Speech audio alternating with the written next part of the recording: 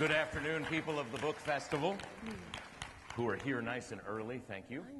And Molly Shannon. Hey, thanks, you guys. She did not bring the book, apparently, but I did, which is so good, glad. because you're going to be reading from it. Oh, okay. Tilly the Trickster is the name of the book, and I believe she'll be signing these, well, they're selling them in the Barnes & Noble tent. She'll be signing them directly after this, so just give her a few minutes to get down there. And I don't know, we didn't discuss how we want to do this, but let's talk a minute about the book, and then we'll have you read a little from the book. Okay, great. So you have a couple of children. I do. I have a six-and-a-half-year-old boy named Nolan and an 8-year-old girl named Stella.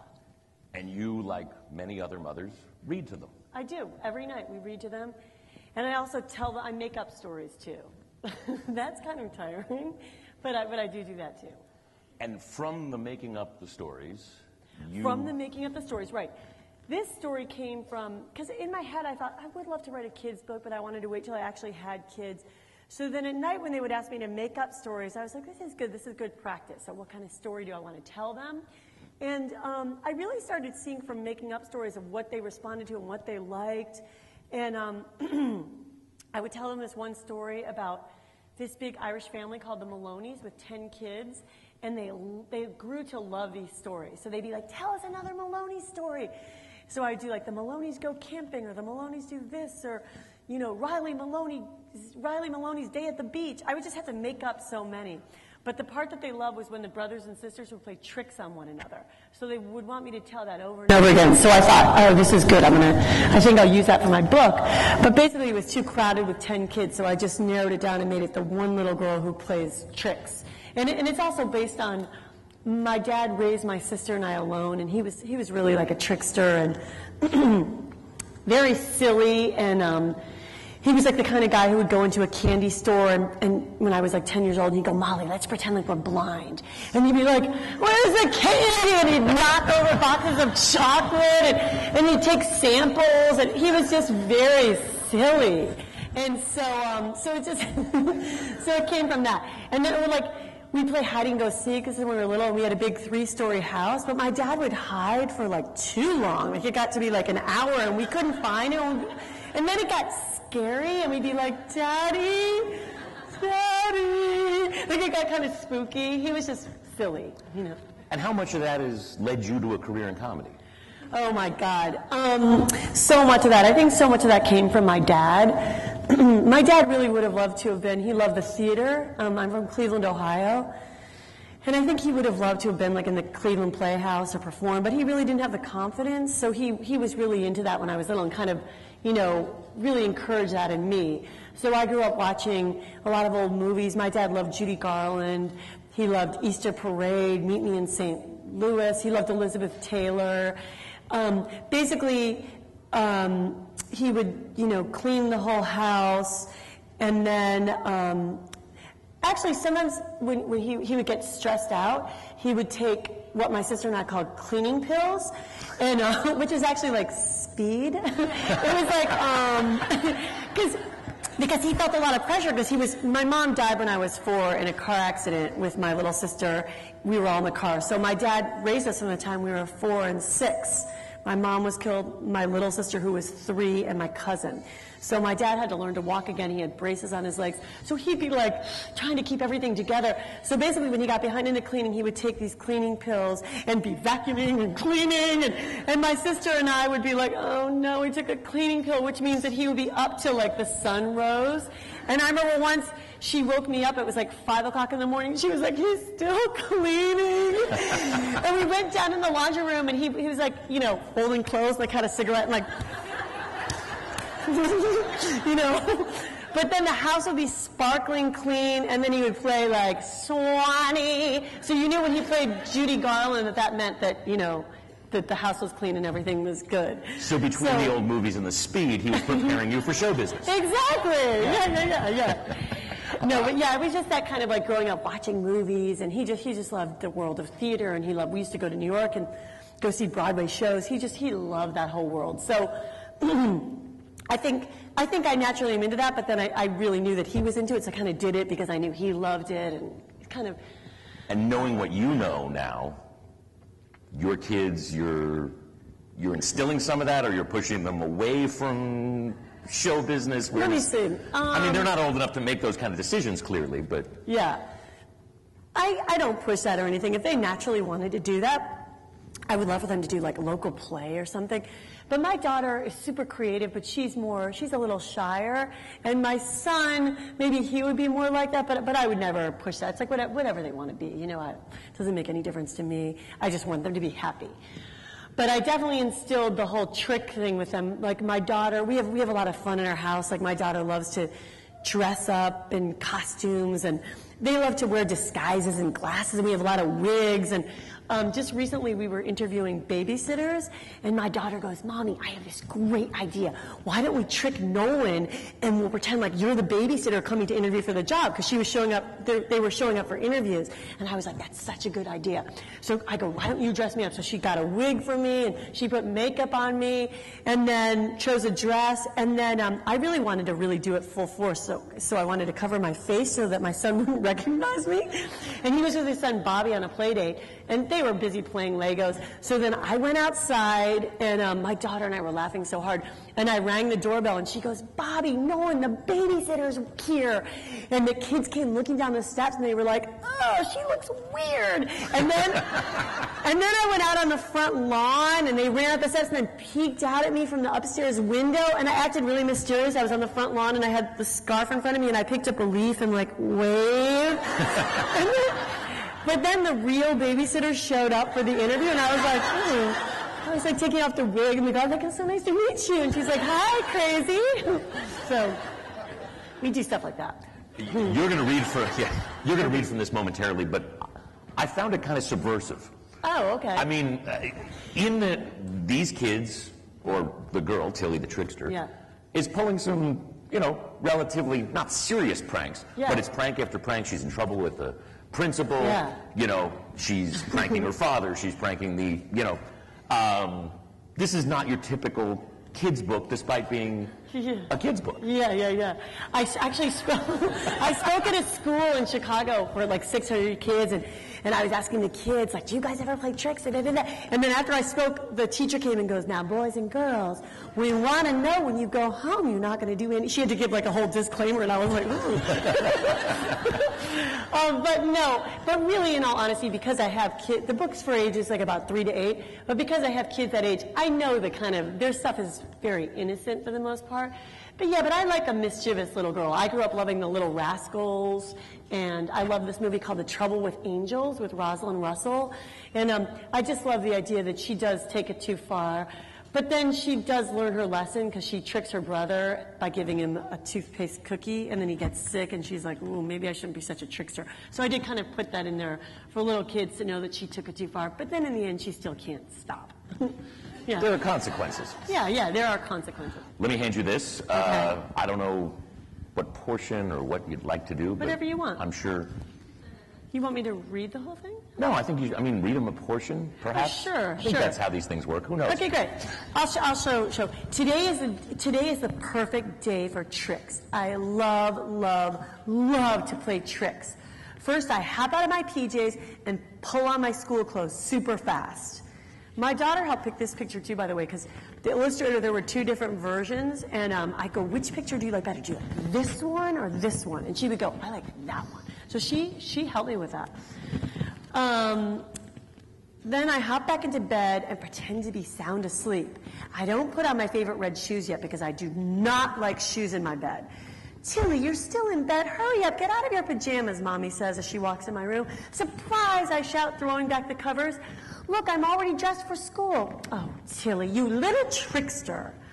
And then I'll just skip over this part. This part she pokes a hole in a paper cup and then gets all wet. And then I wrote this part for my son. So the dog slips on the water, and the dog suddenly goes crashing into the table. This specifically is for my son, because he loves like action, and he's like, "I love that part." So, because I wanted to make it for boys and girls, not just girls. Yeah, there's a lot of physical comedy in this. Physical, there is. It's action, which I guess, fits what we know you for. Exactly, yeah, exactly. But I really did specifically write that for him. And then And then also, I wrote it in a way, too, because a lot of times my husband and I are reading to our kids at night. And some of the books they pick that are, because, you know, sometimes we'll read 6 books at night, and then some of the ones that are so text-heavy for little kids, you're like, oh, you'll skip words, and you're like, all right, let me. So I wrote it in a way that's fun to read, because I'm a performer. So when I was writing it, I would read it out loud, so it was fun to perform. So I definitely wrote it that way. And then this part, this is a real trick that I did do. Thank you. Now I'm really happy. So, This is how you know you've arrived. They bring you the Starbucks on stage. Yeah, exactly. So this is a real trick that I did. She tells the kids that the school bus already came. When I was 4 3/4 after my mom had died, my dad was badly injured in the car accident. He had braces on his legs, so we were living with my aunt, and my sister and I had been through so much.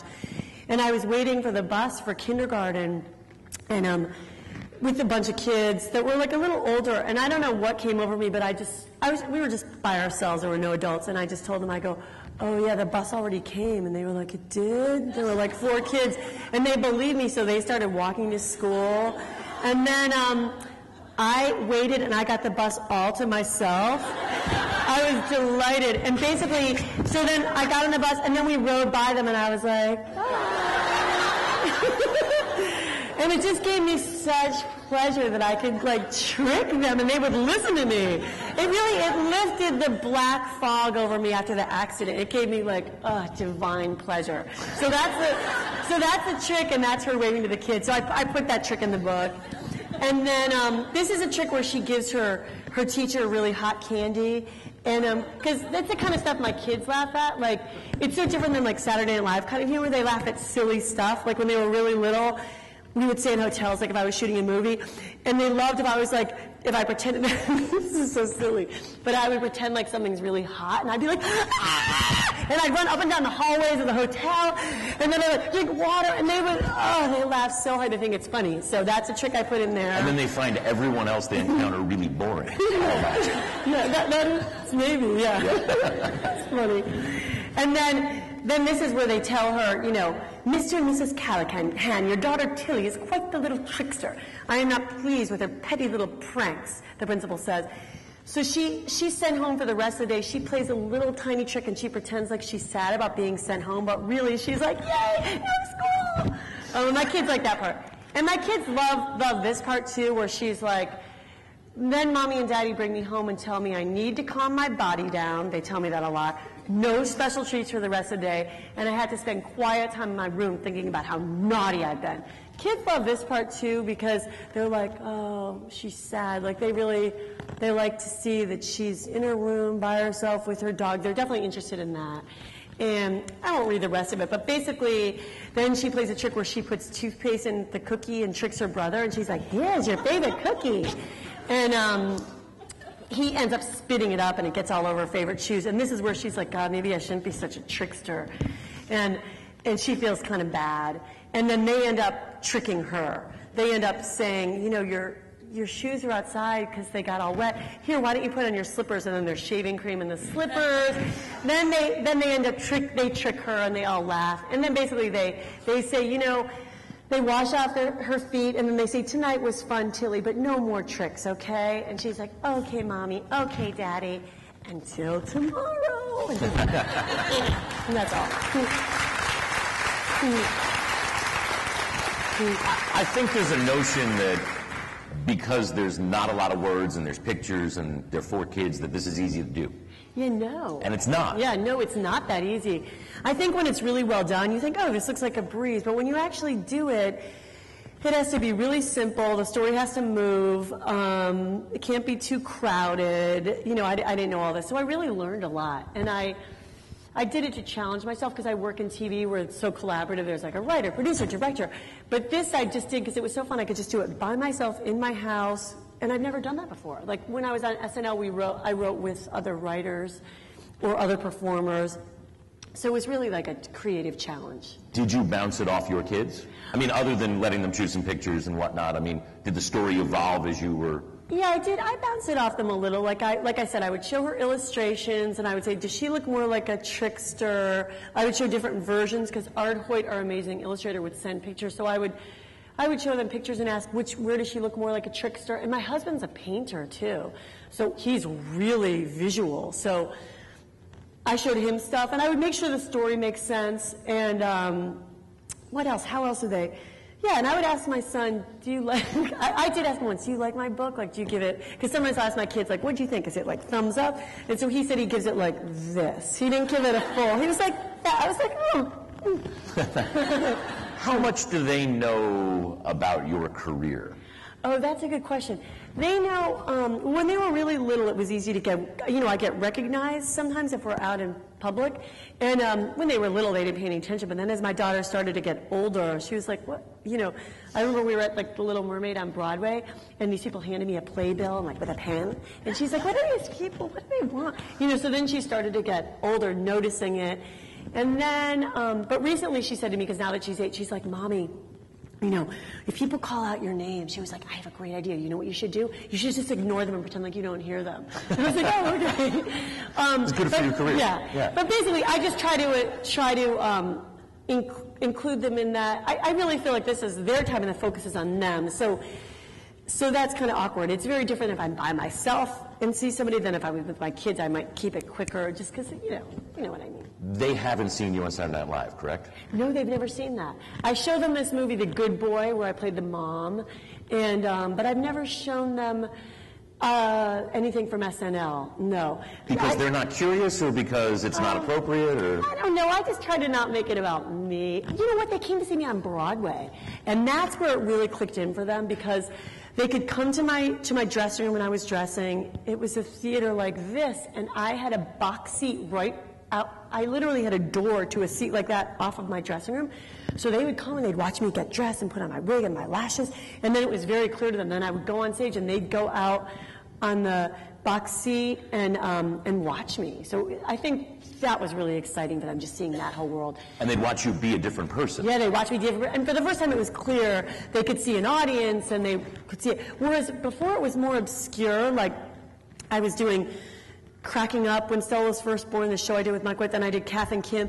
And so my daughter would come into the trailer, but I think she thought I just worked in a trailer. She was like, oh. She would just come and color in the trailer. But with Broadway, I think it all made sense of like, I'm on stage. It was very clear cut. So that was really fun. And I would give them like chicken fingers and French fries, and they'd eat, food out there. And I'm like, I don't know who these children belong to. They're not mine. My son would have tea and he'd watch me. It was so cute. I loved having them there. I mean, that family-career balance is difficult. It is so. I mean, it's difficult for anyone. It is. My life has changed so much because all the years I was on SNL, I was so work-oriented and I really killed myself to make it and worked. And now it is so different because I love being a mom. Because my mom died when I was little, I really wanted that so much, and I'm just enjoying this part of my life so much. So I just pretty much do my work around my whole family life. But the kids and picking them up from school and that whole thing is that comes first. But then I have to make a living, so I kind of do that around my kids. Yeah. Yeah, I mean, that tragic story obviously makes you a different mother, right? It does, yeah. It really does, because I think that it gives me I just feel so lucky. I don't know, I really appreciate things because I feel like you never know how much time you have with somebody. And because I went through a lot when I was little, it was hard for me to get in a good relationship. I really struggled in that area. And I'm just so happy I met somebody on time and was able to have kids. And so I just feel lucky because we went through so much that the fact that it worked out and things fell into place is like a miracle, because we kind of went through a lot. So I just really feel like, I'm really enjoying my life now.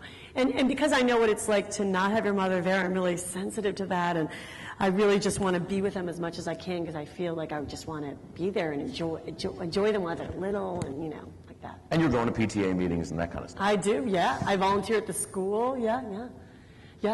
I mean, and that's got to be rewarding in a completely different way. Exactly. Than performing or... It really is. Those kids, they mostly just know me as they're like, hi, Nolan's mom. I love if they call me Nolan's mom. Hi, Nolan's mom. Can I have a play date with Nolan? It's so fun. It's like a whole different, role. Whole different identity, a whole different world. I love it. On the other hand, Saturday Night Live is sort of this gift that keeps on giving, because once you're in... Once you're part of that cast, you're forever part of that cast, I guess. So true. Which is, a double-edged sword, right? Well, no, I mean, I look at it as just like such a great break. I really think it was the right thing for me, and I'm just so glad I got that. I was kind of struggling around town for a long time, so when I got that break, I just felt so lucky. But it's definitely a hard job because you have to write yourself into the show. Like if you want to be on air, you kind of have to think of your own ideas and write your way. A writing job. A lot of people don't know that. Like if you see a woman doing a character on that show, that woman thought of that idea and got that on air. So in the beginning, I was like, oh my God, I kind of felt like I was in over my head. I was really scared, but then I figured it out. And I had done a stage show in LA where I did Mary Catherine Gallagher, Sally O'Malley, so then I was able to bring those characters to Saturday Night Live. Which is a helpful thing to have a couple things in your pocket that you've tested and worked. Exactly, yeah. Yeah. So, exactly, yeah. As a matter of fact, with Mary Catherine Gallagher, I remember there were all these groundlings people that were at the show, and they were all typing, and they'd have their characters, and they're like laughing, and they had all this experience. Whereas when I did my stage show, let me just go back a little. That character came from NYU Drama School. I was in NYU Drama School, and I got cast in this show called The Follies, which was like where all the drama students made fun of the teachers. And Adam Sandler went to NYU with me. He was in that show with me. And while we were rehearsing, we did this improvisational exercise where you walk through the door and introduce yourself and just make up a character, any character, don't think about it. So I walked through the door and I went, hi, I'm Mary Catherine Gallagher. And then you just get to improvise for 5 minutes, and that character came from that improv. And they ended up developing the whole stage show around that character. And in that show, she was like, really nervous. She wore all red, a red jacket, red pants, and she was like a murderer. It was different. And she would like rub her legs. And so they wrote this whole thing. And the character was like, this show ended up being a big hit on campus, and people loved that character. And at the time, I was a very serious, dramatic actress at NYU. I was studying very serious drama. But once I did that stage show, people on campus would go, you should be on Saturday Night Live. And I'd really never thought about it. I was like, really? Huh? So then I moved to LA, and I took an improv class at Second City, and I met this guy, Rob Muir, and he was like, comedy is king, comedy is king. And I was like, is comedy king? And he was like, yes. So I was like, all right, comedy. So I moved out there with my friend Jean Pack, who went to NYU with me, and our goal was to do a theater show, like a 2-person show or 1-person show. So me and this guy, Rob Muir, created a show called The Rob and Molly Show, where I brought Mary Catherine Gallagher into that show. We would just meet at my house in the afternoons at like 3 or 4, and we had a couple people that we'd met in the improv class, and we would just improvise scenes and make up scenes, and we created this show. And then it turned out that I would do stuff by myself. Like I would do a character, he would do a character. And this show we did for a long time before I got Saturday Night Live. We would do like one-nighters, and we would invite lots of people, and basically, and we would have a band. And my whole philosophy at that time was like, if people couldn't afford a ticket, I would buy them a ticket, because I felt like the money will come back to me. I really believed in creative visualization. So basically, I used my waitressing money to help produce the show. And when I would meet customers and stuff, I would tell everybody, I go, you got to come see my show. Write down your name and number. My dentist, you got to come see my show. I just told everybody, and I would take their name and number. So before we put on these one-nighters in a little black box theater, I would make like 500 calls and go, I'm doing my show Monday night, 7. Okay, you can come? That's great. Come. And I would just call 500 calls, cold calls, and I'd confirm. And it was like telemarketing, it was like telemarketing work. But basically, and that show was great. It was like a 15-minute show. And eventually, the producer from Marcy Clem, one of the producers from SNL, flew into LA to see the show. My agent said, you got to set up a show. She's coming. She's coming like next week. So we set up the show. And no pressure. Yeah, no pressure. And she was like, she came and she was like, she took me out for dinner after. She was like, you're coming to New York to audition for Saturday Night Live. And I had been doing that show for probably like 5 years. And at this point, too, I had kind of given up thinking, nothing's going to happen. And so I did get to go to New York to audition, and I ended up getting the job. I had to go do the audition was, we had to do 5 minutes of characters in front of an audience. It was like at a stand-up club, and they flew all the girls in from LA, and everybody was waiting backstage, and I brought my comedy partner, Rob, to audition with me, and I brought wigs and stuff. I remember all the girls were like, oh, you brought wigs? I didn't bring wigs, you brought wigs. It was like very nervous. But I was just so excited that I was finally auditioning for SNL because that's really what I wanted. So I was just really relaxed. I felt like even just to audition is such a blessing. And then several months later, I found out I got it. And they flew me to New York. And I remember I did my first show with George Clooney.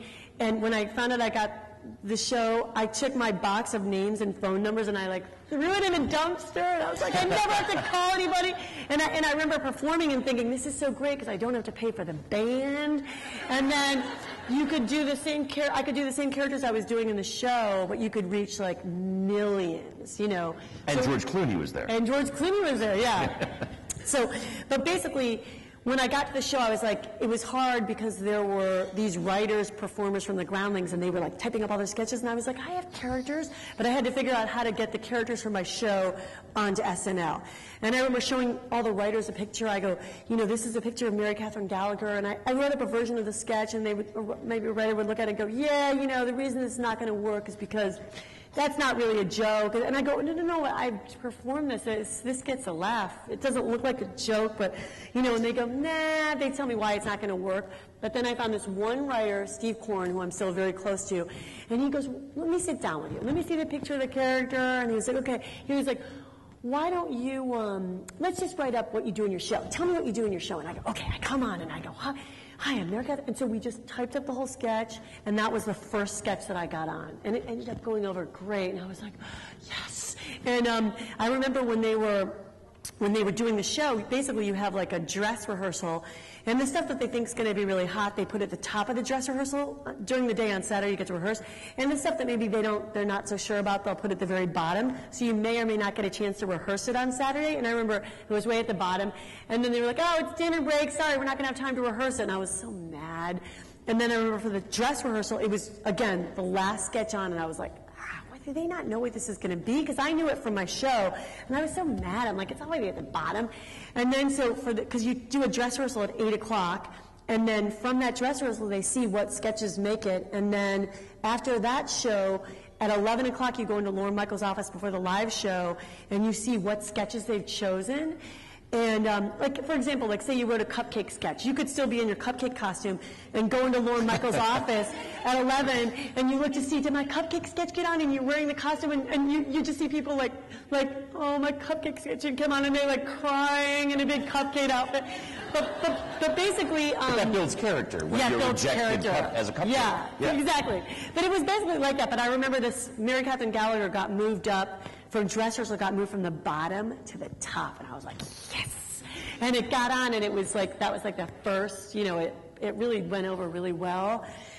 So I was like, oh, it kind of got me over my fear of like, I can figure this out, and even if you just find one writer that you can collaborate with, and that's, you know, even though there was like a big staff of writers, if you just find one or two writers that you can work with, you know, I kind of figured out then how to get my stuff on air. But it's hard.